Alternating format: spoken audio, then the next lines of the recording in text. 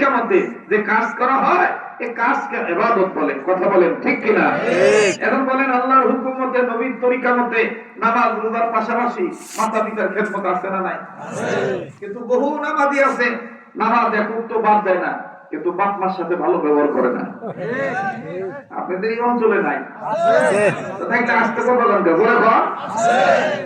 বহু সন্তান আছে নামাজ ঠিকই পড়ে, নামাজ ঠিকই আদায় করে, কিন্তু বাপ মার সাথে ভালো ব্যবহার করে না।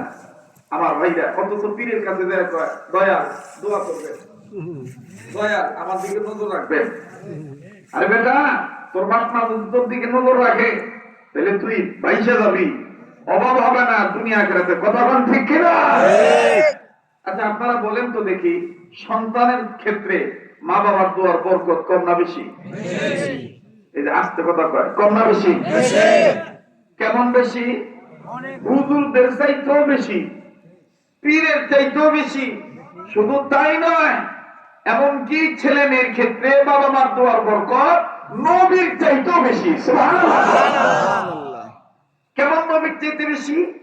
হযরত আনাস রাদিয়াল্লাহু তাআলা আনহু থেকে হাদিস কাটা বর্ণিত। আমি কি ঘটনাটা বলবো? ইবাদত মনে করে কি শোনা যাবে? এইভাবে বসে চেহারা না দেখলে প্রেম জমে না। আচ্ছা চেহারা দেখেন, আপনারা আমি দিই, আমার আপনি দেখেন, ঠিক না? আপনার ছিল আল্লাহ আমারও মাফ করবার পরে, আমারও ছিল আল্লাহ আপনারও মাফ করবার পরে। বলেন আল্লাহুম্মা আমিন। কষ্ট হচ্ছে না তো আপনাদের? বিরক্ত হইতেছেন না তো?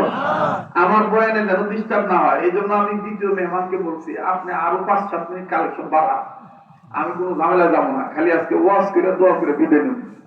মাশাআল্লাহ।